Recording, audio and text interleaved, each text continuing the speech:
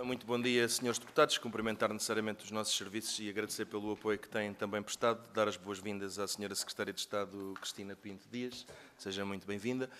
Temos hoje a audição a requerimento do Grupo Parlamentar do Partido Chega. A grelha que vamos aplicar, só também para a condução dos trabalhos da senhora Secretária de Estado, é o partido requerente, será o primeiro e depois segue-se um conjunto de rondas de pergunta-resposta, pela ordem que tradicionalmente seguimos, sendo que o requerente é o primeiro, o Grupo Parlamentar do PSD será o segundo, o Grupo Parlamentar do Partido Socialista o terceiro, segue-se a IEL e depois o PCP. Será num regime em que os deputados usam da palavra, a Sra. Secretária de Estado responde posteriormente, de uma só vez, e depois teremos, se existirem inscrições, uma segunda ronda. Nós temos uma grelha de audições e audiências longa hoje. Eu serei um bocadinho estrito com o tempo, obviamente com uma tolerância de bom senso, mas faço um alerta que deixo sempre, que é: como é muito longa a audição, mesmo o que não puder ser dito numa, não há mal nenhum para esclarecimento da Casa e dos portugueses, que possa continuar respostas nas outras rondas. Assim sendo, e sem mais demoras, eu daria a palavra à deputada Marta Silva, do Grupo Parlamentar do Partido Chega, que tem 5 minutos mais um, enquanto requerente. Faça favor, senhora deputada.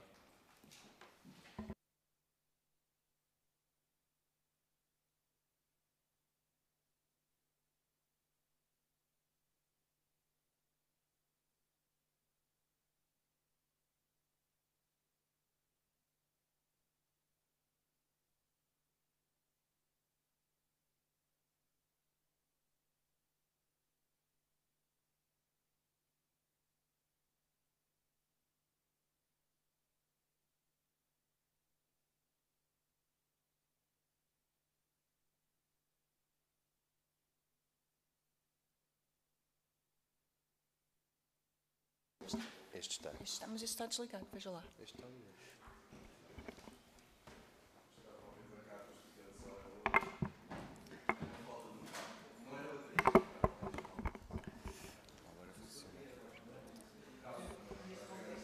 Já sei que ele já funciona.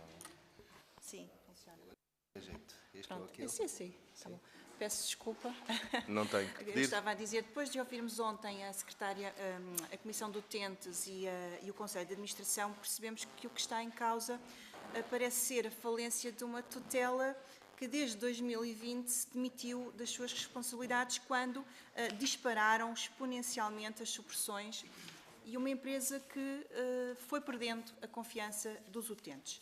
Só em 2024 foram canceladas mais de 12 mil ligações. Eu trouxe aqui o gráfico só para nós percebermos o aumento exponencial em 2020 e tem-se mantido. São 5 anos de quase 12 mil supressões por ano.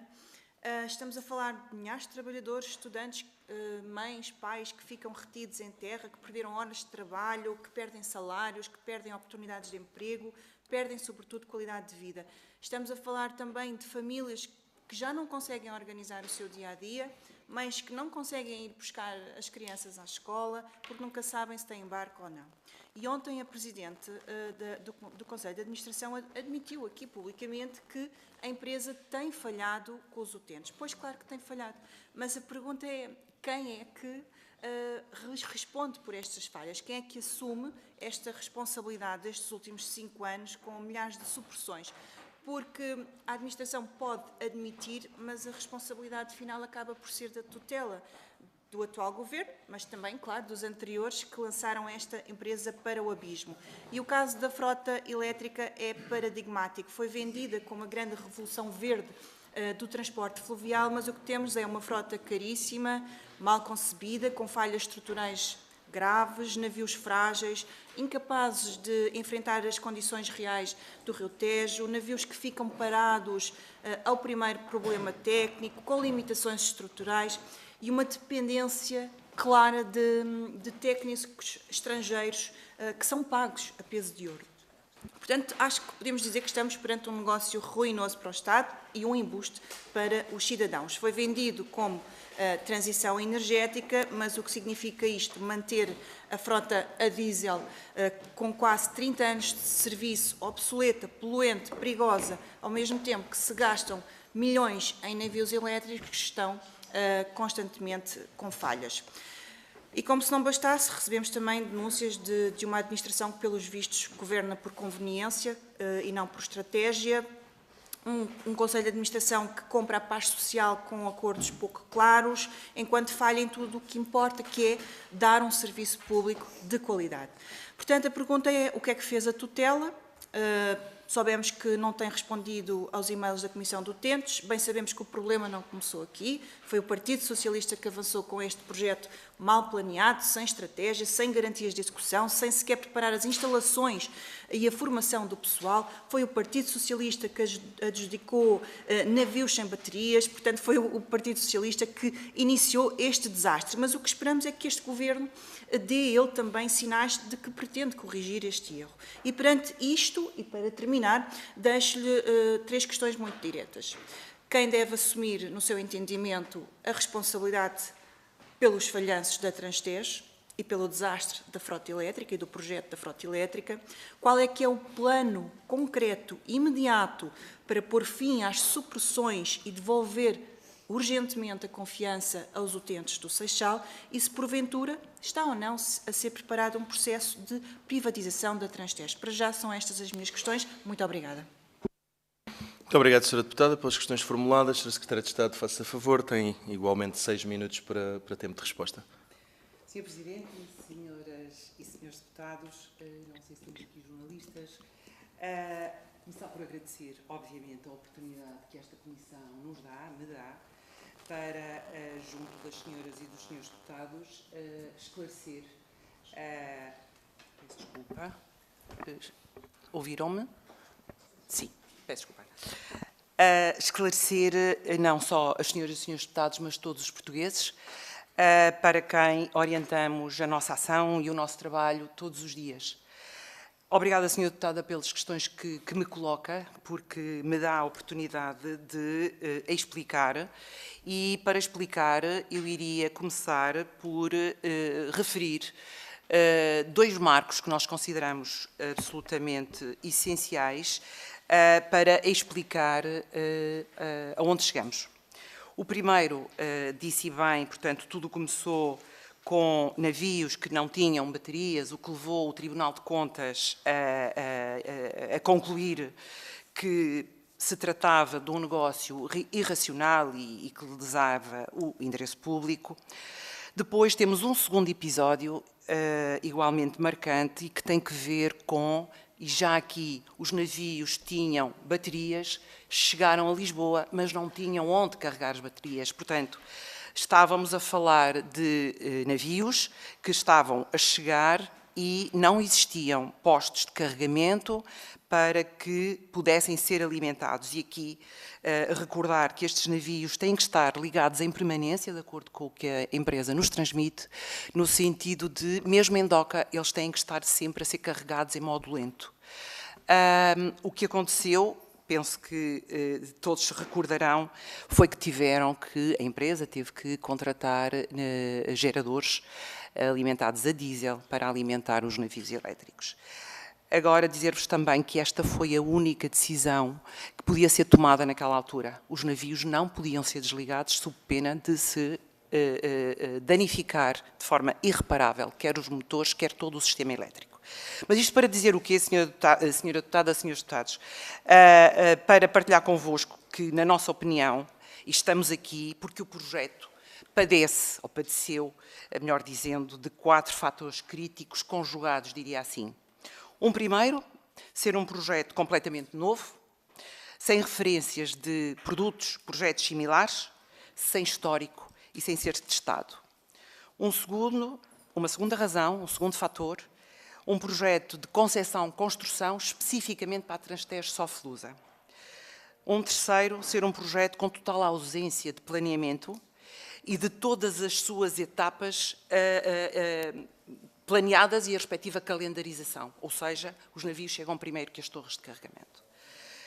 E, por último, havia uma, na minha opinião, a última RCM, datada de 2023, um planeamento mínimo, e nem esse acabou por ser cumprido.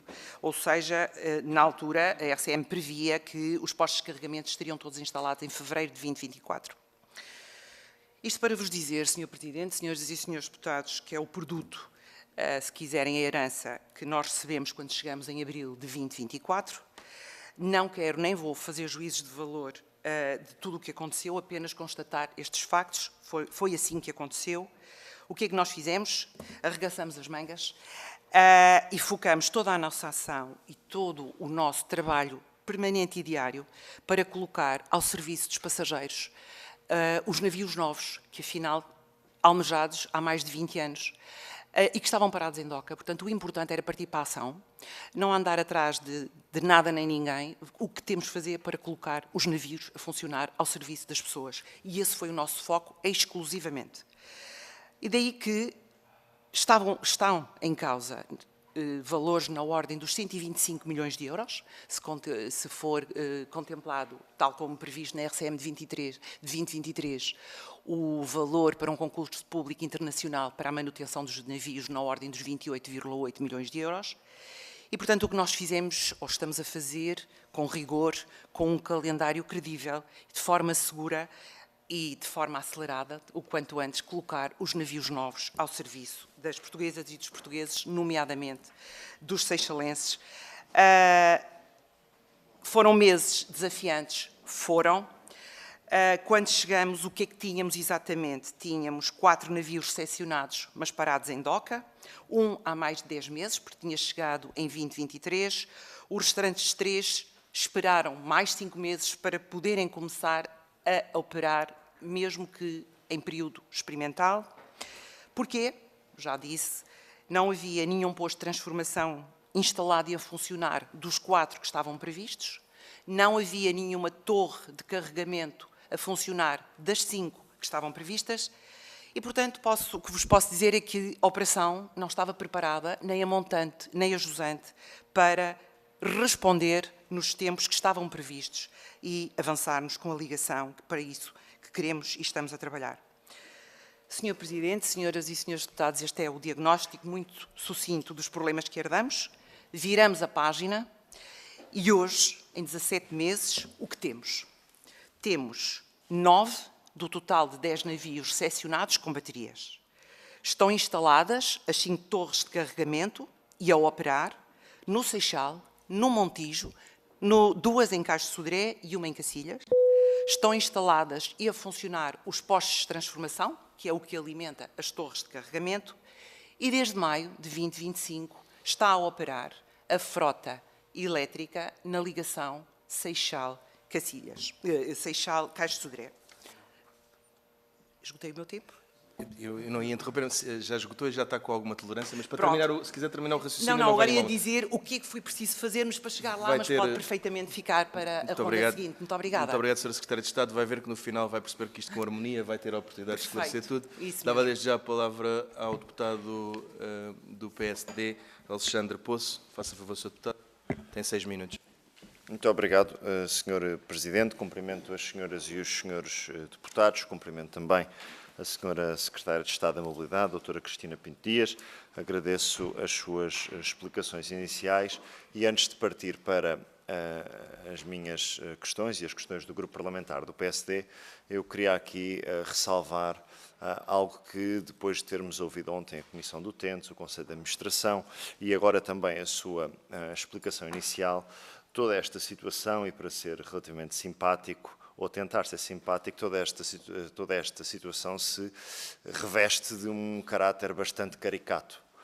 Ou seja, num projeto de modernização e de transformação da frota para incorporar navios elétricos, nós temos o seguinte: navios que vêm sem baterias, navios que chegam e não há postos de carregamento, e a ironia das ironias, é quase uma tragicomédia, porque se não fosse trágica seria só comédia, acabamos a ter de carregar através de geradores alimentados a diesel barcos que supostamente seriam alvo de uma transformação do ponto de vista ecológico e toda esta situação é tão caricata que não encontro melhor palavra do que no final do dia nós termos geradores a diesel a carregar navios elétricos, e eu penso que isso exemplifica bem os contornos desta situação e não pode deixar de merecer o nosso reparo e a nossa crítica, mas também a nossa determinação para tudo fazer aqui na Assembleia da República para naturalmente encontrar as melhores soluções e estar ao lado das melhores soluções para que milhões de passageiros que todos os anos utilizam a Transtejo Soflusa possam ver as suas vidas melhoradas nos seus trajetos diários. E fazendo esta introdução inicial, e tendo em conta que já nos explicou o ponto de situação em que encontrou esta realidade quando assumiu funções em abril de 2024, eu queria, depois de termos este feedback da sua parte, queria fazer-lhe as seguintes questões. Quais foram, então, as principais medidas que o Governo que integra teve de tomar? Porque eu penso que será relevante para que nós tenhamos uma noção total da cronologia dos acontecimentos, é perceber, porque isso já percebemos, o imbróglio inicial, e quem assumiu funções em 2024, de que forma é que respondeu e que medidas é que tomou para começar a corrigir esta situação bastante caricata. Em segundo lugar, gostaríamos de saber se, do ponto de vista financeiro, foi necessário efetuar algum reforço financeiro para que a empresa tivesse, então, condições de realizar o seu serviço. E ainda, porque já ouvimos aqui muitas considerações sobre a questão da oferta, das taxas de ocupação, das supressões, dos ajustes programados, dos outros tipos de ajustes que não são os ajustes programados e comunicados com tempo aos utentes deste serviço de transportes, que queríamos saber qual é que é a informação que tem relativamente às limitações de oferta que existe na empresa e se a sobrelotação, que muitas vezes é apontada, é recorrente, se é um traço constante da atividade desta empresa e dos seus barcos. E, portanto, neste sentido, eram as questões que tínhamos neste momento para lhe colocar. Muito obrigado. Muito obrigado, Sr. Deputado Alexandre Poço. Sra. Secretária de Estado, como lhe tinha dito, tem agora também 6 minutos para responder e para as outras considerações que tenha por úteis. Faça favor. Muito obrigada, Sr. Presidente. Muito obrigada, Sr. Deputado, pelas suas questões. Vamos então, precisamente, fiquei na minha anterior intervenção o que fizemos, ou melhor, o que foi preciso fazer para hoje termos 100% operacional a primeira ligação prevista na RCM de 2023, que era a ligação Seixal-Caixo-Sodré. E, portanto, focamos a nossa ação em dar resposta às necessidades das pessoas. Como dizia há pouco, estão em cima da mesa 125 milhões de euros dos portugueses e, portanto, temos que zelar pela boa gestão dos dinheiros públicos e colocar em ação o quanto antes o que temos. Precisamos muito de colocar a funcionar a frota nova. Não há como voltar para trás. Temos que andar para a frente. O que é preciso para colocar a funcionar, vamos pôr a funcionar. E é isso que estamos a fazer. Para isso, logo em outubro de 2024, o Ministério das Infraestruturas e Habitação, conjuntamente com o Ministério das Finanças, outubro de 2024, nós estamos posse em abril, fizemos um reforço de investimento de 8,4 milhões de euros para que houvesse uma intervenção na manutenção e na reabilitação de infraestruturas absolutamente imprescindíveis para colocar a operação fluvial no seu todo, mas a elétrica em particular, em funcionamento. 8,4 milhões de euros.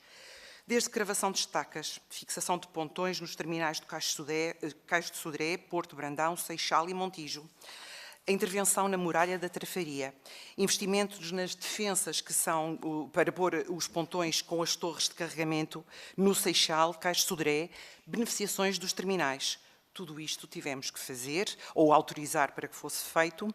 Solicitamos inclusivamente ao UNEC, que é um Laboratório Nacional de Engenharia Civil, para acompanhar de forma preventiva a Transtejo Soflusa numa análise ao estado da conservação das infraestruturas, operacionalidade e segurança, quer das infraestruturas portuárias, quer dos terminais de passageiros.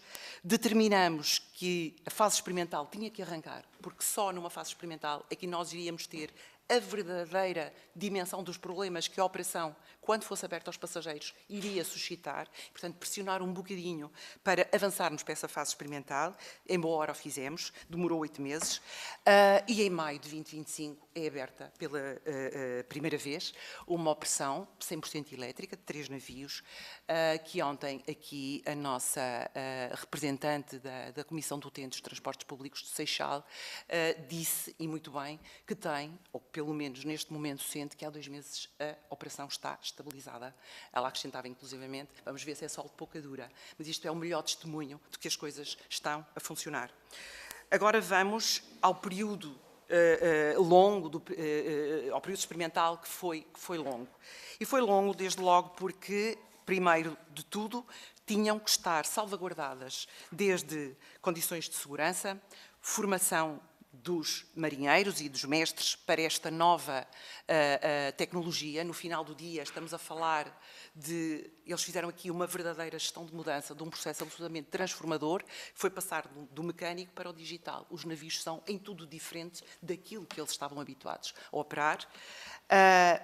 Fazer ajustamentos à informação aos passageiros, aos municípios envolvidos, tudo isso para que, e apesar disso, estivesse o quanto antes ao serviço das pessoas, mas porque projeto pioneiro, único de concepção e construção, não de Estado, mas acima de tudo na vanguarda da tecnologia, a maior dificuldade que a empresa nos retratava ao longo deste tempo e era um acompanhamento diário e semanal, obrigatoriamente, que nós fazíamos, que eu só sei trabalhar assim com as minhas empresas tuteladas, e, portanto, o projeto era, de facto, desafiante e precisava muito de um acompanhamento em permanência, e a grande dificuldade destes meses foi mesmo descobrir tecnologicamente, e porque não atestado antes, como é que se iria fazer a sincronização, e, portanto, estou a falar pela forma como a empresa me foi transmitida ao longo desses meses de maior dificuldade, a sincronização entre o sistema elétrico do navio com o sistema elétrico das torres de carregamento.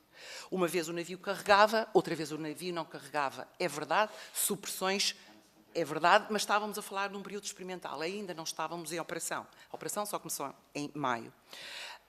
O que acabou por culminar, em boa hora, a passagem das antenas 4G para as antenas 5G. A partir do momento que houve esta substituição, as coisas começaram a resolver-se e a apaziguarem-se. Houve outros problemas, filtros nos navios, porque o nosso Tejo com maior impurezas do que aquilo que era expectável, mas também isso ultrapassado. Neste momento, dizer-vos também que, para além do concurso público internacional para a manutenção, conforme previsto na RCM de 2023, cujo caderno de encargos vai sair agora no mês de outubro, novembro, portanto está em marcha, estão formalizados contratos de manutenção de curto prazo e outros em formalização, tudo para assegurar a tempo e horas uma resposta imediata a todas as componentes desta composição da operação elétrica, de navios, torres de carregamento, postos de transformação. Dizer-vos que, no que refere aos recursos humanos, neste momento a Transtejo Soflusa tem 477 colaboradores. No plano de atividades e orçamento foi autorizado o recrutamento de 17 trabalhadores, o que aconteceu. No plano de atividades e orçamento de 2025, outros 17, e foram autorizadas mais recrutamento e até ao fim do primeiro semestre de 2025, outros 17, ou seja, em 2 anos chegaram mais 34 trabalhadores, colaboradores à empresa Transtejo, após um período praticamente de estagnação que foi 2015-2023. Peço desculpa por me alongar, mas não tem problema. obrigada. Sr. Secretário de Estado, não precisa pedir desculpa. Eu, quando sinalizar, para não interromper o seu raciocínio, é só Muito para ter... obrigada, Sr. Presidente, muito obrigada. Dava a palavra ao Sr. Deputado Carlos Barbosa, do Partido Socialista, tem 5 minutos para os mesmos efeitos. Obrigado, Sr. Presidente, Sra. Secretária de Estado, caros deputados, caros colegas. Eu queria dividir a minha intervenção em 2 pontos. O primeiro ponto, a questão da Comissão de Utentes e os problemas com os passageiros. Há aqui um problema, há um problema de navios que estão obsoletos, que têm falhas e que precisamos de comprar novos navios. E também há um problema de comunicação. Pronto, vamos atacar já o problema de comunicação. A Comissão de Utentes diz que que a administração da Transtejo tem uma resposta uniforme para todo tipo de problemas. Ou seja, há um problema na entrada, na bilheteira, e há um problema dentro do navio, a resposta é sempre a mesma, a resposta uniforme. Queria perceber se a Secretaria de Estado sabe disso e se já indagou a administração para responder de outra forma. Segundo, também há aqui um problema de falta de comunicação entre a Secretaria de Estado e a Comissão de Utentes, porque por diversas vezes tentaram falar com a Senhora Secretária de Estado e a Senhora Secretária de Estado ainda não teve tempo para os receber. Foi dito aqui por eles, foi o Sr. Chefe de Gabinete. Depois há aqui uma questão de informação aos passageiros, por exemplo, usar uma app para informar que o navio está atrasado, pergunto-lhe se está a pensar, vamos falar de futuro, senão estamos sempre aqui a falar de passado, e também queremos perceber como é que a Senhora Secretária de Estado quer governar o país e que ideias quer implementar. Depois falaremos dos contratos mais à frente. Quero-lhe fazer se tem aí algum projeto de inovação tecnológico que possa ter outro tipo de informação para os passageiros. Depois, acho que o tempo está parado, Sr. Presidente. Ok. Pronto, ok.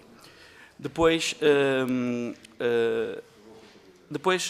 vamos falar do negócio. Ouvimos aqui falar do negócio ruinoso, do embuste. Primeiro, o maior investimento de sempre na Transtejo foi feito pelos governos do Partido Socialista. E pergunto-lhe... Eu não interrompi ninguém, gostava que vocês me deixassem falar, está tudo nervoso. Por exemplo, o contrato de obrigações de serviço público. Eu julgo que a Senhora Secretária de Estado esteve envolvida nesse contrato.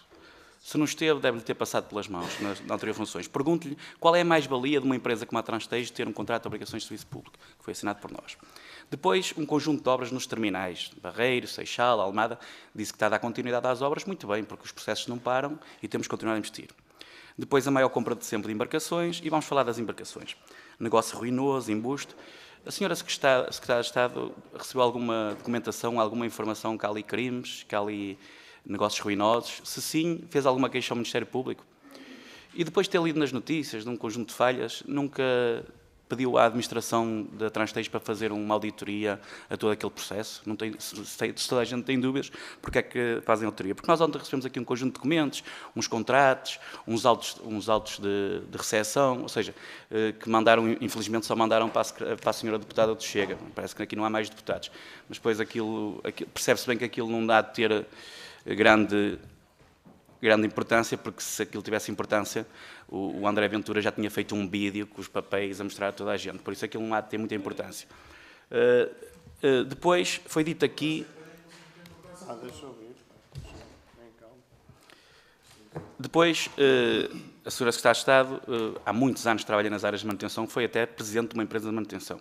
A Senhora Secretária de Estado sabe muito bem que quando compramos um material circulante novo, neste caso um navio, há um conjunto de problemas associados a problemas técnicos, devido ao contexto operacional, conhece a curva da banheira, a mortalidade infantil dos equipamentos, a necessidade de reprojetos. Isso acontece com todos os equipamentos e com todos os veículos que são comprados nas várias áreas de transporte. Eles chegam, passam por uma fase de teste, têm muitas avarias, porque o contexto operacional é totalmente diferente. Falou aqui da forma de carregamento.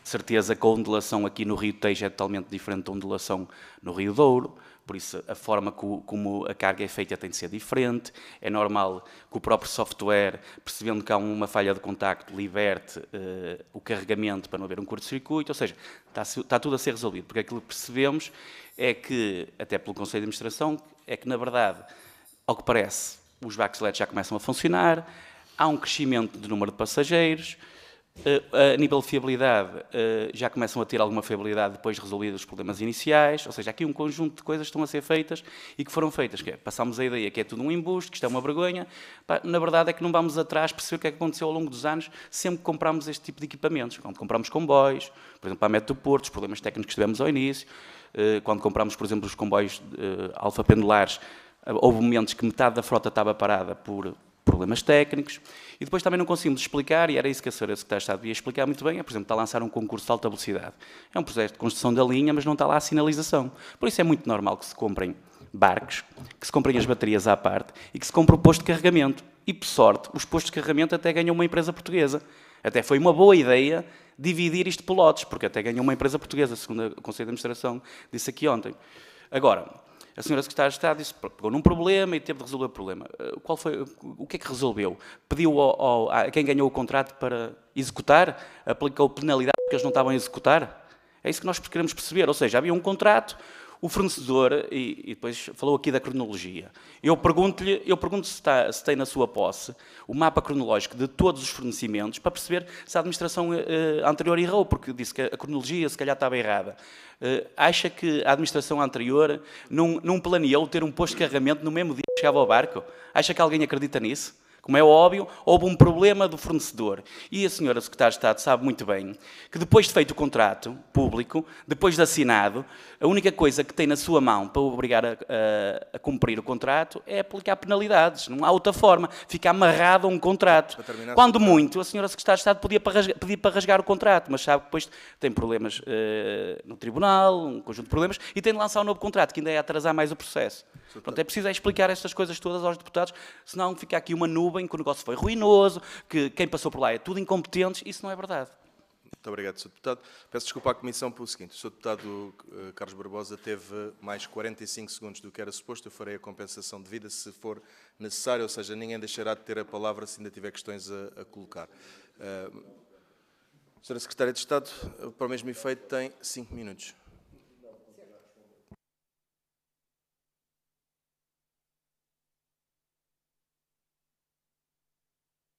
Vamos reunir condições para a Sra. Secretária de Estado poder responder. Muito obrigado. Faça favor, Sra. Secretária de Estado. Muito obrigado. Bom, obrigada, Sr. Presidente, Sr. Deputado. Várias questões de temas muito distintos. Dizer o quê? Dizer que vamos ao tema da comunicação e da sua standardização. Efetivamente, as pessoas, quando vão à nossa Secretaria de Estado, seja recebida por mim, pelo meu chefe de gabinete, pela equipa, são tomadas em devida nota todas as preocupações que nos transmitem e, mais do que tomar as preocupações, é partir para a ação. Como é que se resolve?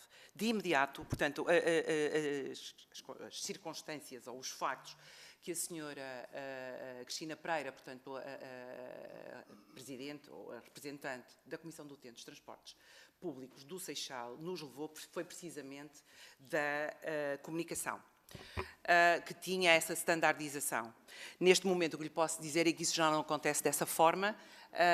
A empresa garantiu que esse modo de operandi foi alterado e as pessoas, os passageiros, os nossos clientes, que merecem todo o respeito de todos nós e também das empresas que estão no contacto direto com eles, estão, neste momento, a fazer as respostas em conformidade com aquilo que são as solicitações de cada pessoa que se dá ao trabalho de reclamar. Porque é muito importante tratar bem as reclamações que recebemos e é muito importante tratar igualmente bem as respostas que damos às pessoas. As pessoas têm que se sentir apoiadas, informadas, não para lhe vender sonhos, mas dar-lhe a resposta que as pessoas percebam, mesmo que seja uma resposta dura e difícil, mas tem que ser dada porque as pessoas merecem ter uma explicação. Relativamente à informação em tempo real, nem mais a propósito, e aqui dizer-vos que é projeto deste Governo, na dinâmica de atrair, já me ouviram falar várias vezes, presumo eu, das intervenções públicas que tenho feito, uma das dimensões onde nós estamos a trabalhar no âmbito da mobilidade verde, no âmbito de trazer mais pessoas para o transporte público, ele só se consegue de várias formas. A renovação do material circulante, e estamos a falar disso aqui, consegue-se por um alargamento das redes que estamos a operar, e estamos a falar dos metros, consegue-se via tarifário e consegue-se muito numa informação em tempo real, mas tem que ser integrada. Não é informação em tempo real na app da Transtejo, é informação em tempo real na app da CP, do Metro Lisboa, não é isso.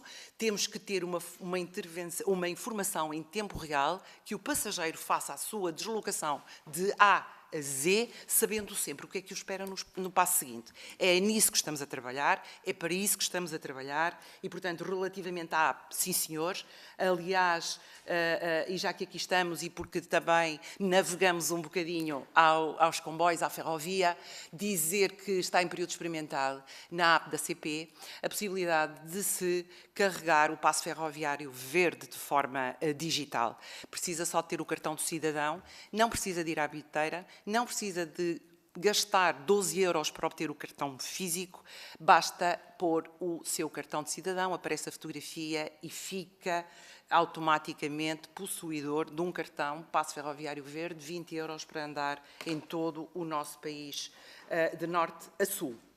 Relativamente às denúncias, dizer, senhor deputado, senhores e senhores deputados, todas as denúncias vindas de que a empresa vierem têm sempre o mesmo tratamento, que é: nós, na nossa Secretaria de Estado, nós, no nosso Ministério, não somos justiceiros, não somos polícias, não somos juízes.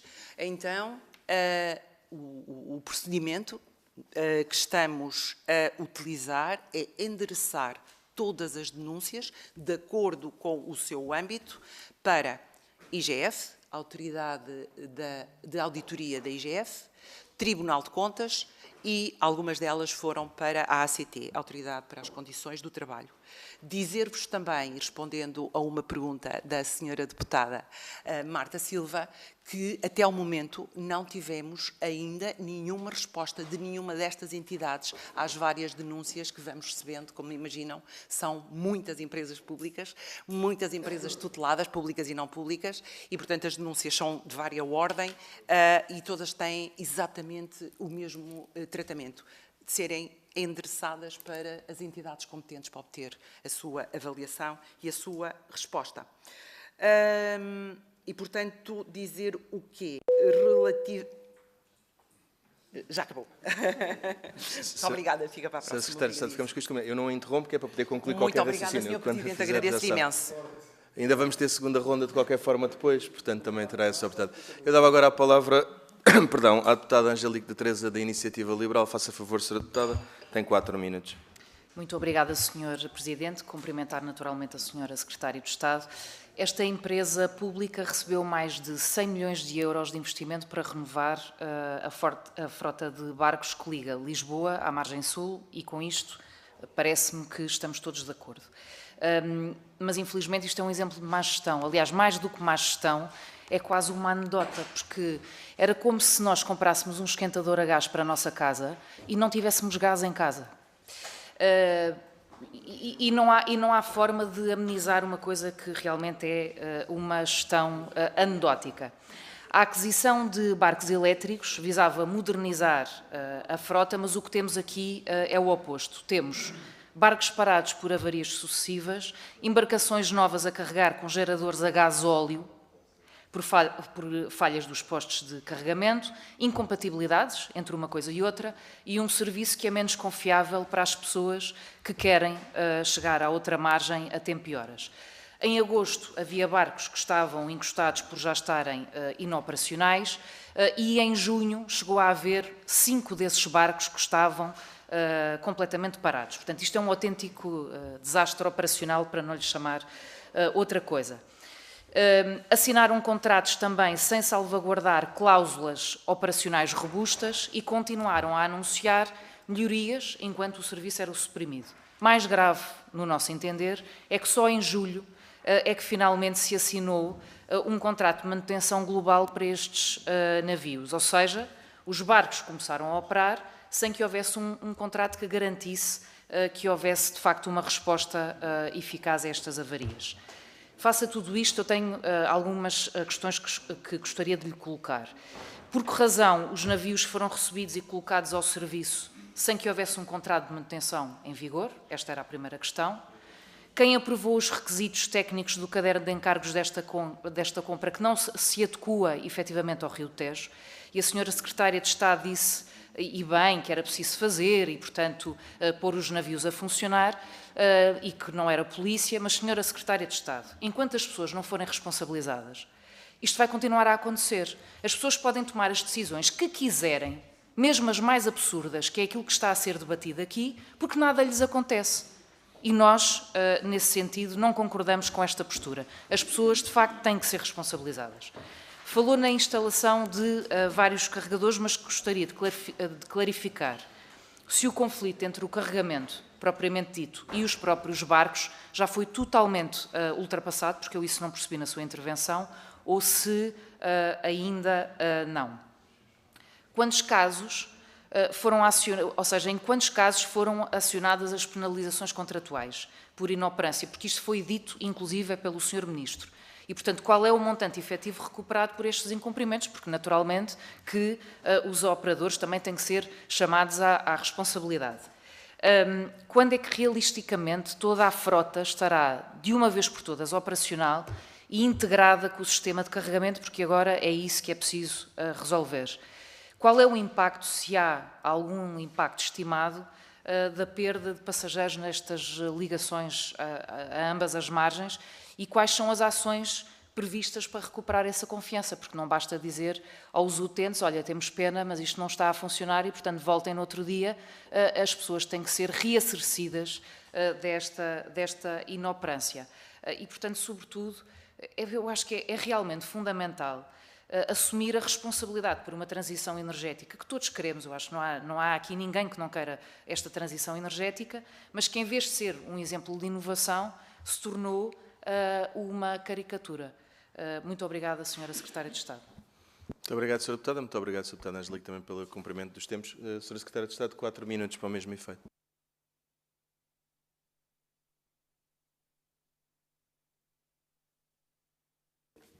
Peço desculpa. Começaria por fazer um ponto de situação da informação que neste momento dispomos relativamente àquilo que está a ser o impacto na vida das pessoas, o que é que neste momento nós temos face ao ponto de partida. E começaria por falar, dando um enquadramento, vamos perceber o seguinte: nós temos na área metropolitana de Lisboa cerca de 670 milhões de pessoas a usar o transporte público. Destes 670 milhões de pessoas, de 23 para 24, este número subiu para 670, o que registra um aumento de 10%. Destes 670 milhões de pessoas, a Transtejo tem um universo de 3%, os 21 milhões de passageiros transportados. Este 21 milhões, agora descendo à nossa ligação Seixal-Cais de Sodré, estamos a falar de 1 milhão de pessoas ano. E é sobre essas e para essas que eu agora vou dar-vos os números que tenho, e são números a setembro de 2025, e que têm que ver com o seguinte: nós em maio tínhamos atrasos de 17%, ou seja, as carreiras que estavam previstas acontecer por dia, em média 17% saíram com atraso.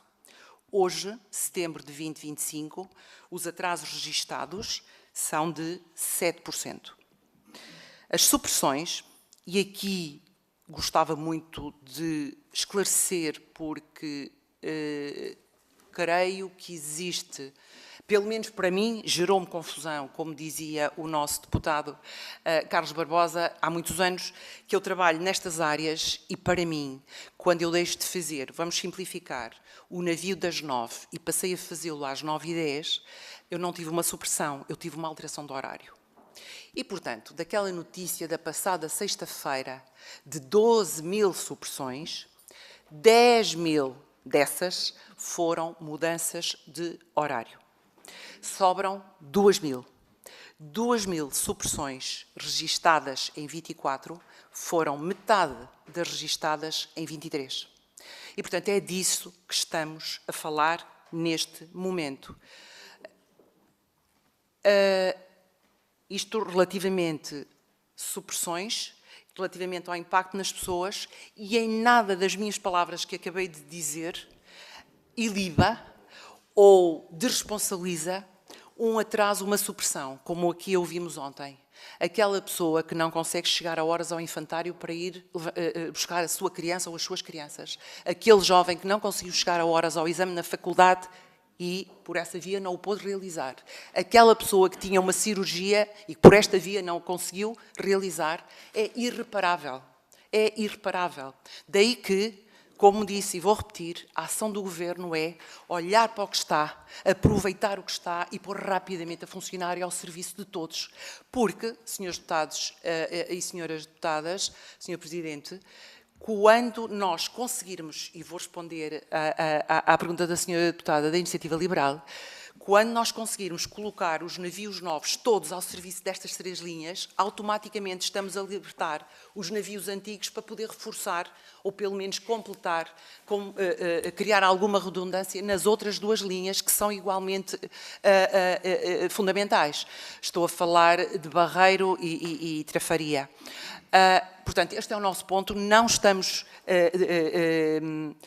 como é que eu ia dizer? Estamos focados para fazer a nossa ação o quanto antes, para pôr os navios novos a funcionar. Neste momento já não há nenhum problema de incompatibilidade de carregamento entre o navio e a torre de carregamento. Daí que, e agora respondendo a uma pergunta que me colocou muito bem, quando é que são os novos navios, quando é que estarão os 10 navios a operar? No final do dia 8, porque 2 são para reserva, haveria um entre esse de reserva. Portanto, para a operação nas 3 linhas, o que ficou definido é que eram 8 navios. Quando é que estará a funcionar? Diria, vou só terminar, para Montijo, acreditamos, portanto, já está em fase piloto, vai passar para o período experimental.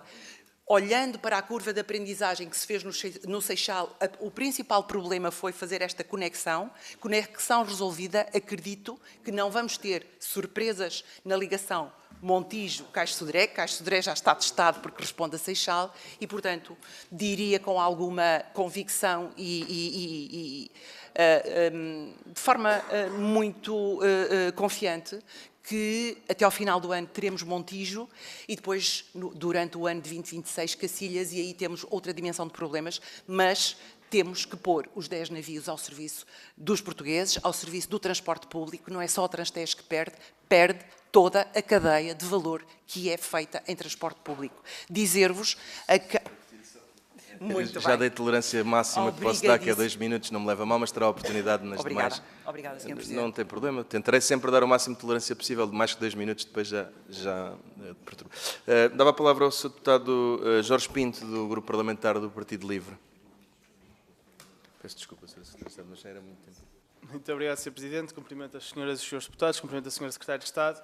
Eu vou ser bastante rápido porque já deu resposta a algumas das perguntas que tenho, mas acho que é essencial começar por dizer que o crescimento da cidade do Seixal não tem sido acompanhado com uma resposta em termos de mobilidade efetiva e acho que nós também aqui na Assembleia da República temos a obrigação de ajudar nessa resposta. Sabemos bem as queixas dos utentes, não é, que vão dos horários suprimidos em cima da hora à ausência de informação credível sobre a frota e, adicionalmente, como ainda agora ouvimos, o projeto dos navios elétricos, que devia ter sido um símbolo, que pode ainda ser um símbolo de inovação, traduziu-se num investimento de milhões e que permaneceu, em boa parte, parado, gerando, evidentemente, frustração e também desconfiança naquilo que é a gestão pública. E por isso eu passo para a lista de questões, porque elas são várias, e começaria por perguntar que orientações políticas transmitiu o Governo e a senhora Secretária de Estado à Transtejo para garantir o cumprimento do contrato de serviço público. Portanto, qual tem sido a comunicação e o contacto entre o Governo e a Transtejo para este cumprimento. E, assumindo o não cumprimento, estão a ser aplicadas penalidades por estes incumprimentos registados.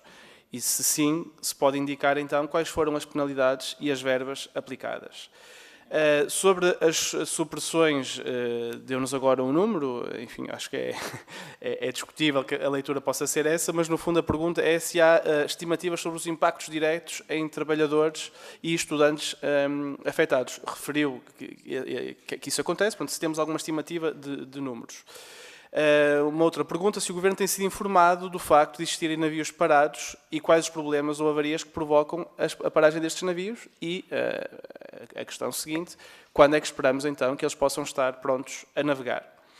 Se está em curso alguma auditoria à execução dos contratos dos navios elétricos, baterias ou construção dos postos de abastecimento. Como eu dizia há pouco, não podemos deixar que o Estado passe uma imagem de incompetência neste particular da transição energética e ao nível da mobilidade. E, como também já aqui foi referido pela Iniciativa Liberal, se a memória não me atraiçoa, que a avaliação faz a tutela ao recurso a geradores a gasóleo para carregar baterias elétricas, quando esta solução contradiz, evidentemente, aquilo que deveria ser a transição energética. E, também na sequência desta pergunta, que alternativas consideram, então, a utilização destes geradores, ou quando é que podemos abdicar deles? Gostaria também de saber se existe algum plano de compensação ou medida transitória para os utentes mais prejudicados, por exemplo, na redução do custo dos passes ou um reforço temporário do transporte alternativo que o Governo tenha discutido com a Transtejo ou uma iniciativa por parte diretamente do Governo. Foi também solicitado pelo Governo a revisão da estratégia de horários, nomeadamente pelo reforço da oferta em horas de linhas de ponta, ou seja, esta é a minha pergunta, se tem ou não esta questão em cima da mesa, o reforço dos horários e a obrigação por parte da Transtejo de os cumprir em horas de ponta. E, por fim, qual é, também já aqui foi questionado, o calendário concreto para a entrega do 10º navio e para a certificação daqueles que ainda não têm autorização de navegabilidade. Portanto, também ter uma data concreta seria importante para dar resposta a estes utentes e, falando de utentes, não poderia deixar de referir a falta ou a alegada falta de efetiva capacidade de diálogo entre os representantes dos utentes e a Transtejo e o próprio Governo. A Comissão de Utentes diz que esperou 1 ano e meio até conseguir ter uma reunião com a administração e que nunca foi recebida pela Sra. Secretária de Estado. Portanto, gostaria também de saber, ao nível do diálogo com a Comissão de Utentes, em que situação e em que ponto é que estamos. Muito obrigado, Sr. Deputado, e obrigado pelo cumprimento escrupuloso do tempo. Sra. Secretária de Estado, 4 minutos para o mesmo efeito. Obrigada, Sr. Deputado, senhoras e senhores deputados, Sr. Presidente. Creio que vale a pena aqui olharmos, porque foi uma pergunta que teve alguma transversalidade, do contrato de serviço público. Creio que é o instrumento que neste momento o Governo vai utilizar para ajustar o que se revelar necessário. Dizer o quê? Relativamente ao contrato de serviço público em vigor, ele entrou em vigor em 2021, termina agora a 31 de dezembro de 2025. Neste momento a Transtejo está a trabalhar um novo contrato de serviço público e aí o anterior que está em vigor não contempla quer verbas para manutenção, quer verbas para investimento. Isso é um ponto que vai ter que ser corrigido no novo contrato de serviço público. De par com isso, dizer também que o contrato de serviço público em vigor tem-se revelado claramente insuficiente. A empresa está a fechar o ano normalmente com 5 milhões a 5 milhões e 200 mil euros de resultados negativos. Portanto, também aqui tem que ser corrigida, digamos assim, a rota para o novo contrato de serviço público ser ajustado às reais necessidades que a empresa, 5 anos envolvidos, manifesta como necessário. Agora vamos a um ponto muito importante e que foi aqui abordado por vós e tem que ver com suficiência ou insuficiência da oferta. Ou seja, eu tenho os navios suficientes para fazer a operação de 21 milhões de passageiros por ano? Pergunta. Resposta. Pelo menos a minha, com os dados que disponho e como imaginam, eu não sou gestora, não sou presidente, sou Conselho de Administração da Transtejo, sou a tutela e, portanto, de acordo com os dados que me transmitem, o que vos posso dizer é que nós temos no Seixal taxas de ocupação média de, em 2023, 12%, em 2024, 14%. No Montijo, taxas de ocupação, em média, 15% em 2023, 16% em 2024. Cacilhas, 36% em 23, 30% em 2024. Barreiro, 33% taxa de ocupação média em 2023, 31% em 2024. E, finalmente, referia taxa média de ocupação 11% e, em 2024, 9%. Ou seja, e dizem-me, Mas as supressões acontecem, é verdade. As supressões acontecem por falta de navios, também é verdade. Mas acontecem porque, e basta ler o preâmbulo do documento autorizador de despesa em 2019, é claríssimo. Diziam, a frota está envelhecida, nós temos navios de 38 anos, temos navios de mais de 20 anos, os navios não rejuvenesceram, envelheceram. E como tudo, tal como as nossas viaturas particulares, o que acontece é que cada ano que passa tem que ir mais vezes à manutenção, mais vezes à reparação. E, portanto, o que nós temos aqui é um grande problema de fiabilidade e de pontualidade. Ou seja, quando nós colocarmos toda a frota nova ao serviço, acredito que vamos colocar os navios diesel que hoje funcionam nestas 3 linhas e encaminhá-los para as outras 2, vamos conseguir ter mais redundância fruto do navio que avaria e tem que ir para a doca e teremos navio para repor. Ou seja, nós não temos falta de oferta. O que nós temos é uma oferta feita em equipamento muito envelhecido. Daí que, ontem, a senhora Presidente do Conselho de Administração partilhou convosco um pedido feito por este Governo, que é, façam, por favor, um levantamento exaustivo das necessidades de frota para os próximos 10 anos. E é isso que eles estão a fazer, e é isso que o Governo vai ter que receber e avaliar, porque, como sabem, está em marcha um projeto maior, eu diria mesmo um projeto de sonho, que é Parque Cidades do Tejo. Quando nós vamos ter uma cidade com 2 margens, tudo vai mudar. Os espaços vão se requalificar. Podemos criar novas ligações. Não me perguntem quais ainda. Uma está a ser trabalhada, que é Trafaria-Algés. Outras surgirão seguramente. E o que nós temos aqui é colocar um bocadinho de sonho também para que, quando a realidade acontecer, a empresa estar preparada e dar resposta, porque andar no Tejo é andar de forma descongestionada, é trabalhar em prol da sustentabilidade do transporte público. E essa é a imagem maior. Nós só vamos conseguir ter uma comunidade descarbonizada se conseguirmos colocar as pessoas a confiar no transporte público, a usarem o transporte público e aqui, curiosamente, os nossos passageiros da Transtejo continuam a dizer que nós queremos continuar a andar de Transtejo. Eles cresceram 6,8% de um ano para o outro e ontem a senhora Presidente apresentou aqui valores do primeiro semestre de cerca de 7% de crescimento. É estas pessoas que nós temos que continuar a responder com confiança, mas trabalhar para eles e pôr os navios a funcionar. Muito obrigada. Muito obrigado, Sra. Secretária de Estado. Mais uma vez, a tolerância máxima possível. Sra. Deputada Paula Santos, do PCP, tem 3 minutos. Muito obrigada, Sr. Presidente, Sra. Secretária de Estado. Vou começar já por esta questão. Para haver maior utilização de transporte público, é preciso aumentar a oferta de transporte público. E os números que a senhora Secretária de Estado aqui fez referência das médias, isso não nos diz nada.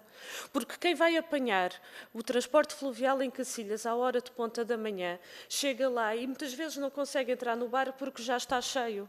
Isso não nos diz rigorosamente nada sobre a utilização do transporte público, porque é não querer olhar para as horas pendulares e para os movimentos pendulares da nossa população.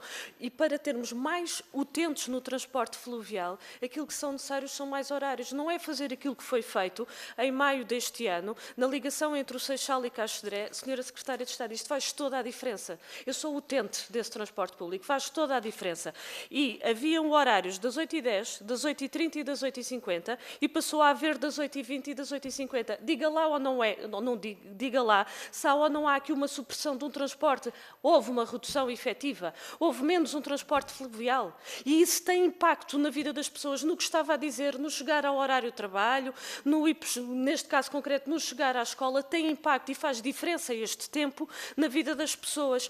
E, portanto, aquilo que eu gostaria de lhe perguntar é, porque temos ouvido aqui várias intervenções da parte do Partido Socialista, bom, veio uma novidade, é preciso adaptar. Bom, quando os catamarãs chegaram ao Transtejo, também eram novos barcos, mas aquilo que nós estamos a falar relativamente aos navios elétricos foi experimentalismo, é um facto, não havia dados efetivamente relativamente a esta opção. Mas ouvimos da parte do PSD, fala do passado e o futuro.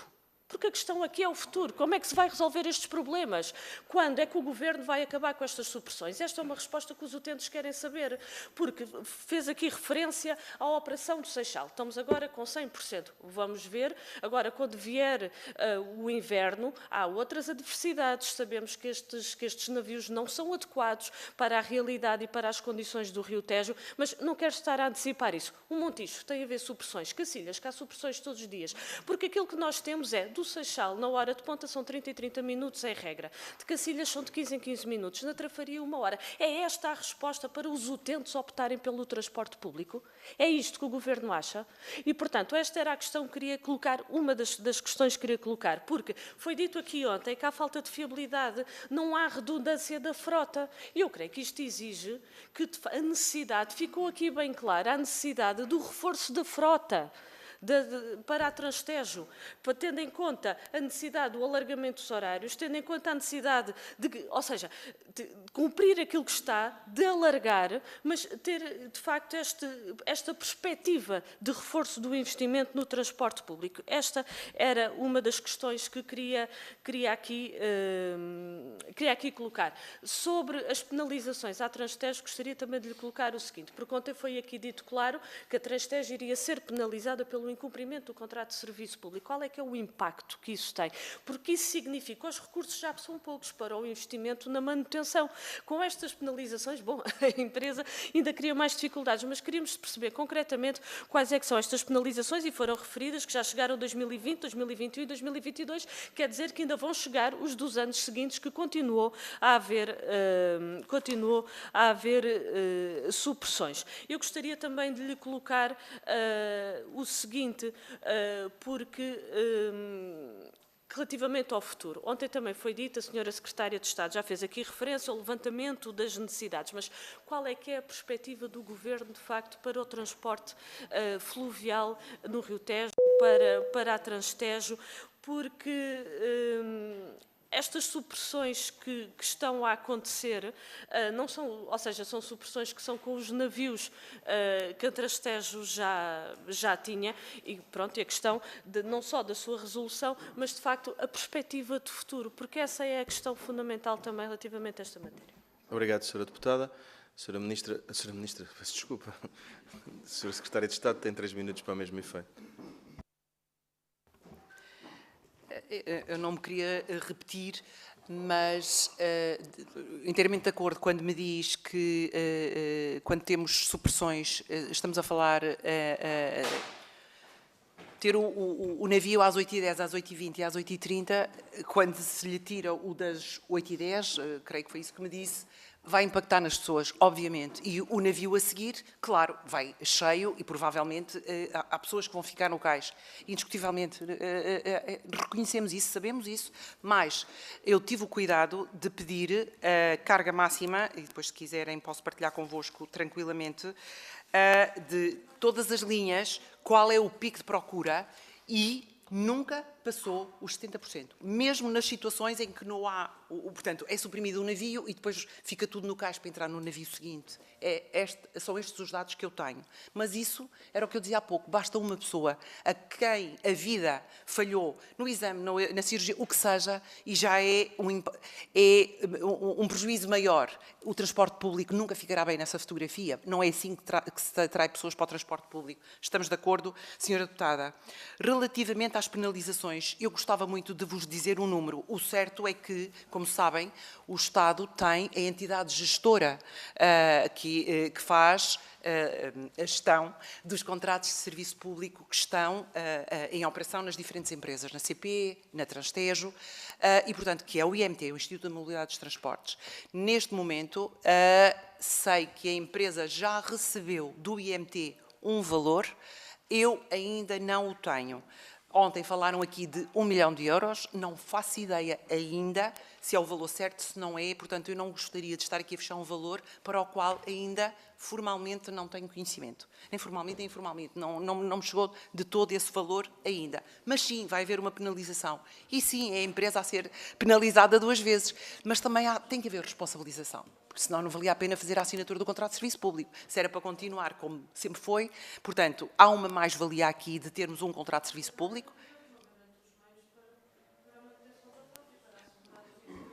Precisamente, e é exatamente nesse princípio e nesse pressuposto que o IMT, ao aplicar a penalidade, separa de forma muito clara e transparente o que é da exclusiva responsabilidade da empresa e o que não é de toda responsabilidade da empresa. E aqui voltamos ao que disse bem, que é, nós temos uma frota envelhecida, a Transtez tem, e é isso a principal causa das supressões que estamos a ter, porque se todos os navios que nós temos neste momento operacionais, 17 mais os futuros 10, a funcionar a 100%, garanto-lhe, senhora deputada, que as supressões não eram desta ordem de grandeza. Não eram de todo, porque serviam para servir os passageiros que procuram a Transtez para viajar. O nosso problema é de fiabilidade. Tão depressa contamos com o navio, ou a Transtez conta com o navio, como avaria e não há navio. Daí que, e volto a repetir, a nossa ação concreta foi pedir à Transtez para nos fazerem um levantamento de que necessidades de frota precisa a Transtez para os próximos 10 anos. Foi exatamente isso que fizemos. Muito obrigado, Sra. Secretária de Estado. Senhores deputados, vamos agora entrar na segunda ronda. Eu tenho registro de 2 inscrições, mas contemporizava para poderem 3 inscrições. Não sei quem mais deseja inscrever-se. 4. O subdeputado também tinha sinalizado. 5, 6. E a minha própria, 7. Muito bem. Dava a palavra ao deputado... Aliás, vamos seguir pela ordem... Neste caso, por acaso, tenho as minhas dúvidas. Eu vou sugerir o seguinte, mas o plenário que decida. Vamos seguir a ordem de representatividade normal, ou seja, PSD, Chega, PS, Iniciativa Liberal, Livre, PCP, mas alternando. Se não virem mal nisto, ou seja, se houver mais que uma inscrição, eu vou salteando. Portanto, dava a palavra ao deputado Alexandre Poço.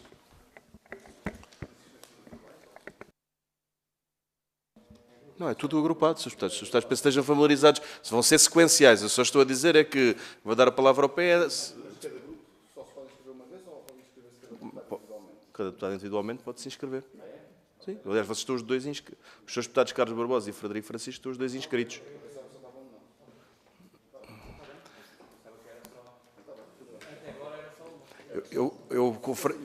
Então, deixem-me só... Vamos só fazer uma... Srs. Deputados, Srs. Deputados, não há... Srs. Deputados, não há... Srs. Deputados, permitam-me. Tá? Obrigado.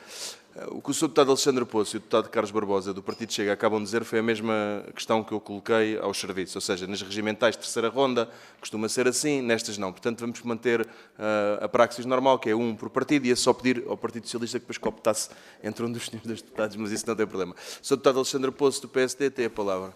A Sra. Secretária de Estado, no fim, terá o tempo aglomerado, está bem? Muito obrigado, Sr. Presidente. Efetivamente, depois de ouvir todos os esclarecimentos que aqui já foram dados pela Secretária de Estado da Mobilidade, eu penso que fica evidente que, quando o Governo da AD tomou posse, encontrou uma situação com problemas, com constrangimentos, e desde então tem vindo a ter uma postura que é aquela que um Governo responsável e competente deve ter. E eu não preciso aqui de recorrer, à tentativa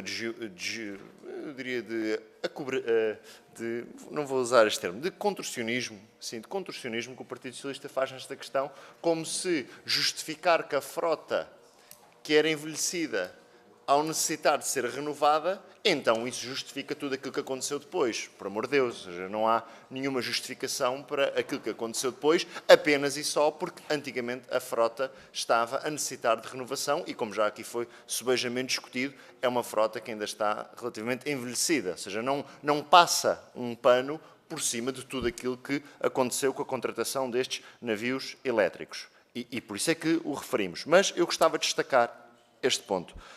Os esclarecimentos que a Sra. Secretária de Estado já aqui demonstrou são evidentes que o Governo tem encarado os problemas com responsabilidade para os resolver. E, neste sentido, a minha questão era a seguinte, até porque a Sra. Secretária de Estado referiu, e bem, que há um conjunto de decisões, seja na área da mobilidade, seja na área das infraestruturas, que este Governo tem vindo a tomar, que são decisões para uma vida inteira, seja a questão do novo aeroporto Luís de Camões, seja a terceira travessia sobre o Tejo, seja aquilo que se projeta para a ligação Trafaria-Algés, ou também as questões relacionadas com a maior procura de ferrovia, até por uma decisão que tomámos do passe verde. Portanto, estamos a tomar decisões estruturantes que marcarão a vida dos portugueses nas próximas décadas e, em particular, com uma especial relevância na área metropolitana de Lisboa. Nesse sentido, aquilo que era a nossa última questão prende-se com esse futuro. Qual é que será o papel que a Transtejo terá neste novo futuro entre Parque Cidades do Tejo, nova travessia, aeroporto, para responder da melhor forma a todos os passageiros que utilizam esta empresa. Muito obrigado, Sr. Deputado. Tem a palavra o deputado Carlos Barbosa, do Partido Chega. Muito obrigado, Sr. Presidente. Cumprimentar os Srs. Deputados e a Sra. Secretária de Estado e dar duas notas muito breves e finalizar-lhe com uma questão. O que nós vimos aqui da intervenção do Sr. Deputado José Carlos Barbosa, do Partido Socialista, é aquilo que tem sido o Partido Socialista ao longo dos tempos, que é recusar qualquer tipo de responsabilidade nos atos que pratica, atacar logo de seguida e de uma forma abrupta e não haver uma responsabilidade completa. Porque o negócio que foi feito neste âmbito da compra destes barcos tem-se demonstrado ao longo do tempo ter sido ruinosa até agora. Toda a forma como o processo foi feito. E é isso que fica claro. E também me estranha o Sr. Antigo Secretário de Estado, Frederico Francisco, que não tenha sido escolhido também os barcos a hidrogénio, porque neste momento, se formos a ver, muitos dos barcos a hidrogénio estão a fazer as travessias e muito bem feitas no norte da Europa. Porque é que também não pensaram nos barcos a hidrogénio na altura, já que também havia o tal hidrogénio verde, que era pelo Sr. Ministro, João Galamba, que havíamos de ter aqui um hidrogénio verde, uma grande central disto tudo. Estranha-me que vocês tenham ido também para os barcos elétricos. Mas pronto, são coincidências, são circunstâncias que nós muitas vezes não entendemos. Agora, a questão que eu lhe coloco é, o Ministro das Infraestruturas tem tido alguma apetência, ou pelo menos não vê isso com maus olhos, e nós também não vemos isso com maus olhos, quando o serviço público não é feito em condições, criarmos condições para que o privado também opere. Ou seja, nós, neste âmbito, sabemos que são empresas completamente públicas que estão a fazer. Temos no âmbito da ferrovia, da travessia, também que é feito por uma empresa privada. Há pensamento de introduzir, não que seja completamente privado, mas introduzir também o privado neste tipo de travessia, para que realmente seja feito um trabalho em condições. Muito obrigado. Muito obrigado, Sr. Deputado. Sr. Deputado Frederico Francisco, do Partido Socialista. Muito obrigado, Sr. Presidente. Em relação à escolha dos barcos elétricos, eu já ontem tive a oportunidade de manifestar aqui, sem rodeios e sem problemas, o ceticismo que na altura tive em relação à decisão de avançar com esta compra de barcos elétricos, mas eu compreendo as razões que levaram a isso, e são razões que têm a ver com o financiamento, e nós sabemos quais é que são as razões. Havia fundos europeus, os fundos europeus só financiavam barcos que não fossem a gasóleo. Portanto, a escolha era ou eram a gás natural ou eram elétricos. Eram as duas opções que estavam em cima da mesa. Mas eu até confesso que depois das audiências e audições de ontem, até fiquei mais convencido em relação a esta opção. Ainda continuo a achar que teria sido prudente que a primeira compra fosse do menor número de navios. Mas a Transtejo não tinha tempo para esperar. Porque este não foi só o maior investimento de sempre da Transtejo, este foi o único investimento em novos barcos em 25 anos. E, portanto, a pergunta que eu deixo em relação a isto para a Sra. Secretária de Estado, bom, na verdade, em relação a isto são duas. A primeira é, que planos é que o Governo está a fazer para futuros investimentos na Transtejo? E se, em futuras aquisições, se vai abandonar ou se vai excluir a opção de comprar barcos elétricos? Portanto, essa é a primeira pergunta. Em segundo lugar, relativamente a este contrato, e apesar da Sra. Secretária de Estado não ter respondido diretamente às perguntas que lhe foram colocadas, às mais diretas até de vários grupos parlamentares, a conclusão a que chegamos sobre a herança que a Sra. Secretária de Estado mencionou é que, na verdade, já estava tudo contratado e em curso. Portanto, aquilo que foi necessário fazer foi ficar sentada à espera que os contratos se executassem e ir lembrando, ir insistindo, naturalmente, que é o papel da tutela, mas ir insistindo, porque a Sra. Secretária de Estado falou de um reforço de investimento de 8 milhões de euros, que se refere a várias operações diversas, mas nenhuma delas está diretamente relacionada com os barcos elétricos. Mencionou estacas e muralhas na Trafaria, onde os barcos não vão operar, não é? Que está incluído dentro desse pacote que mencionou. Portanto, eu volto a reforçar a pergunta, que ações em concreto é que tomou para garantir, e que foi necessário tomar para garantir que os barcos hoje estejam a operar e com as baterias. E, finalmente, uma vez que ontem também foi aqui mencionado, e porque uma das alternativas ao serviço fluvial é o serviço ferroviário. Eu queria perguntar à Sra. Secretária de Estado de Mobilidade se, quando negociou e anunciou o reforço do serviço da Fertagos para Setúbal, com maiores frequências para Setúbal, se estava consciente que isso tinha como consequência uma diminuição do número de lugares disponíveis entre o Fogoteiro e Lisboa à hora de ponta. Muito obrigado. Muito obrigado. Eu ia pedir à deputada Paula Santos, que daqui é quem tem mais antiguidade, que me pudesse substituir aqui por um instante, sendo que está inscrito e, portanto, eu vou ser muito diligente. De qualquer forma, como sabem, quando não estou os vice-presidentes, são os deputados com maior antiguidade na casa, que no caso é a Sra. Deputada.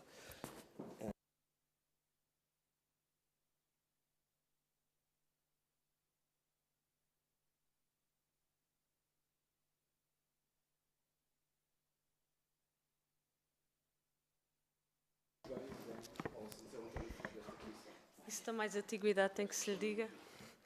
Bom, passo então a palavra à Sra. Deputada Angelique da Teresa, da Iniciativa Liberal. 2 minutos. Muito obrigada, Sra. Presidente. Eu vou reforçar as perguntas sobre as quais não respondeu, que era saber em quantos casos foram acionados penalizações contratuais por inoperância. Disse que a entidade reguladora tinha feito esse levantamento, que estava em cima da mesa a eventualidade de penalizações à volta de 1 milhão de euros, pelo que eu entendi da sua intervenção, mas, enfim, não tinha a informação concreta. Portanto, depende do IMT, aquilo que o IMT disser, e aparentemente há um caso de penalização em cima da mesa. E, portanto, era perceber se é disto que estamos a falar, uma vez que estamos aqui a falar de vários operadores e da interligação de vários operadores ao mesmo tempo. Por outro ponto, também reforçar a questão de olharmos para os utentes que foram prejudicados e ver de que forma é que vão ser compensados. No Japão, um atraso de 35 segundos num comboio deu direito a devolver a totalidade das verbas que os utentes tinham pago por esse transporte. Eu já não penso tanto, Sra. Secretária de Estado, mas é saber efetivamente o que é que está em cima da mesa, porque as pessoas não podem estar a ser constantemente prejudicadas e não verem qualquer forma de compensação. E depois, por último, um reparo. Disse que a taxa de carga após uma supressão no barco seguinte era de cerca de 70%. Senhora Secretária de Estado, eu, enquanto utente de transportes públicos, lhe garanto que quando há uma supressão, quando há alguma coisa que não corre bem, quem pode ou desiste ou vai de outra forma, mas não fica a aguardar. Portanto, não tenha em conta esta taxa de carga de 70%, porque não é a realidade. Provavelmente esta carga de 70% diz única e exclusivamente respeito às pessoas que não têm outra forma de sair dali. Estão presas àquele meio de transporte público, porque não retrata a realidade. Muito obrigada. Muito obrigado.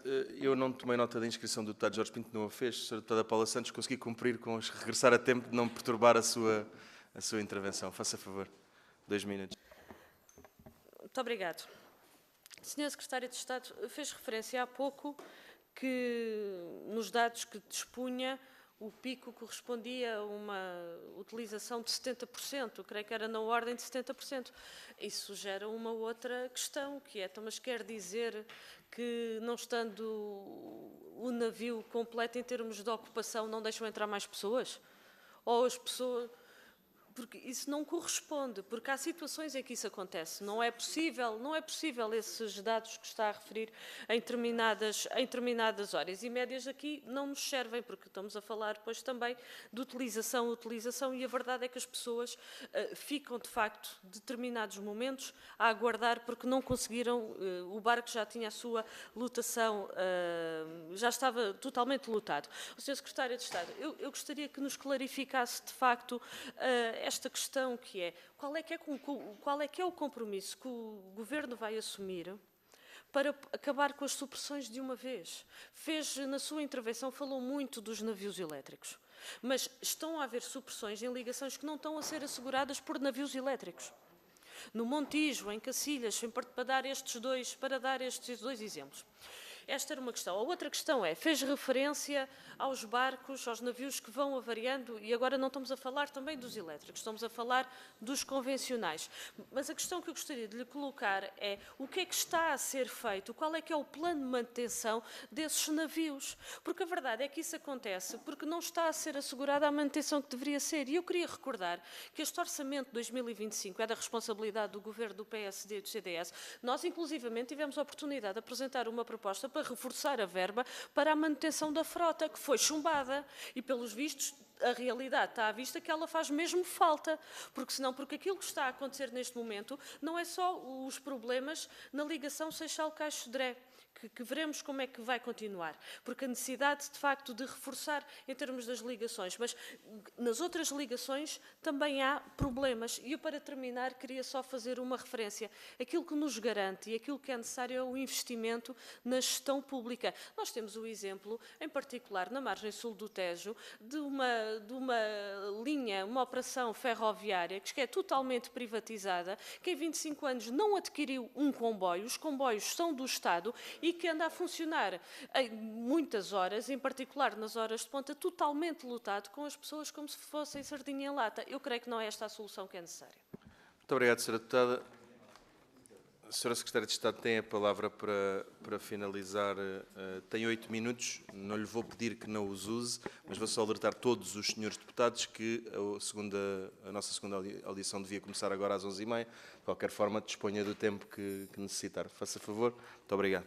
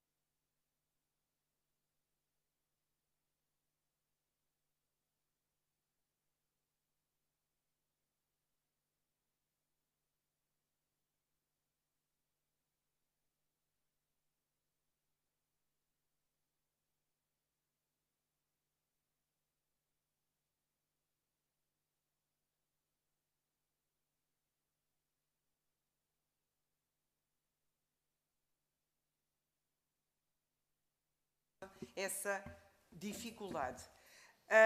Dizer, e agora vou clarificar, que autorizamos adicionalmente, e em 5 meses tivemos que conseguir encontrar 8,4 milhões de euros para cravação de estacas, porque as estacas que tínhamos estavam danificadas e não era possível colocar a torre de carregamento numa estaca danificada. Portanto, tivemos que reparar, não ficamos sentados no sofá, tivemos que fazer aquilo que compete a uma tutela fazer. Não fui fazer a construção do posto de carregamento, como imagina. Até gostaria, mas não. Fizemos fixação de pontões, quer no Cais de Sodré, onde a operação fluvial tinha que acontecer, e no Seixal. Fizemos, disse bem, a muralha da Trafaria, ou seja, fizemos investimento para colocar a operação fluvial elétrica, que era imperioso, e a restante, no caso da Trafaria, outra infraestrutura base para que as outras ligações pudessem funcionar. Foi isso que fizemos, foi isso que autorizamos. Agora, reconhecemos, obviamente, a importância e a urgência da renovação de frota na Transtejo, mas, Sr. Presidente, senhoras e senhores deputados, foi acautelada a renovação, não foi acautelada o reforço da frota. E esse é o problema hoje. Ou seja, para se conseguirem os 12 milhões de financiamento comunitário nos 125 milhões que o projeto tem, o governo português comprometeu-se a abater por cada navio novo que chegava, um que estivesse o mais próximo do fim de vida útil. No final do dia vão ter que ser abatidos 8. E, portanto, daí o reforço de que vos disse, que é fundamental, O Governo não decide porque sim, tem que ter um plano vindo da empresa com as necessidades de frota para a Transtejo Soflusa. Aguardamos a todo o momento, vamos analisar, quando tivermos conclusões seremos os primeiros a partilhar com as senhoras e os senhores deputados como deve ser. Portanto, aqui o que eu diria é que nós reconhecemos a importância da fiabilidade e da pontualidade e isso passa por haver uma renovação de frota e o quanto antes. Estamos conscientes dos atrasos e das supressões e do impacto que isso tem nas pessoas e disso também já vos dei nota, mas também estamos confiantes que, à medida que vamos colocando em operação aquilo que estava previsto e não executado, que é a ligação do Montijo e seguida da ligação de Cacilhas, vamos libertar os catamarãs que hoje fazem serviço nessas ligações, colocá-los ao serviço das outras duas ligações para reforçar. Portanto, senhora deputada, que me perguntava o que é que vamos fazer, o que vamos fazer está a ser feito é acelerar o máximo que nós consigamos a entrada em operação comercial Montijo, e tudo indica que até ao final do ano vai ser possível, a não ser que o período experimental venha a revelar uma nova dificuldade tecnológica que neste momento eu sou uma humilde economista, mas não prevejo, uma vez que todas as dificuldades em termos tecnológicos foram develadas, digamos assim, na linha do Seixal, portanto esta conexão está a funcionar e é igual para todos, portanto vai funcionar. Isto para dizer, Montijo ainda será este ano, vamos ficar com frota mais antiga, liberta para fazer, por exemplo, Cacilhas, que é uma ligação muito carregada, com taxas de ocupação muito acima da média do que é a média da empresa e, acima de tudo, é aí que está 34% dos passageiros transportados na Transtejo Soflusa. Estão em Cacilhas e 54% estão no Barreiro. Portanto, estas ligações precisam muito de ser reforçadas, criarmos aqui alguma redundância e, ao criarmos redundância, permite que o barco avariou, há um redundante entra e as pessoas não sintam com esta violência as supressões e os atrasos de que estão a ser alvo fruto deste desinvestimento de décadas que foi retomado em 23, com a compra dos navios e que tem que ser continuado. Diria também, e para finalizar, penso que ficou claro que o nosso governo é um governo de fazer, o nosso governo é um governo de dar respostas às necessidades das pessoas, não estamos a fazer porque sim, estamos a fazer porque sabemos exatamente os impactos que tem na vida das pessoas não ter o seu modo de transporte diário para fazer a sua jornada de trabalho, de estudo, de lazer até, o que seja. É importante colocarmos fiabilidade, regularidade na oferta do serviço público para todos. Dizer que quem não experimentou, era importante que viessem andar no navio elétrico. Eu tive a oportunidade de fazer de cliente mistério há um mês atrás e agora há muito pouco tempo também. Com baterias, a funcionar com baterias. Obrigado. Muito obrigado, Srs. Deputados. Eu acho que muito obrigado, Srs. Deputados. Acho que os momentos de descontração são sempre importantes. Vamos só reunir condições para que a Sra. Secretária de Estado possa terminar. Muito obrigado, Sra. Secretária de Estado. Obrigada, Sr. Presidente.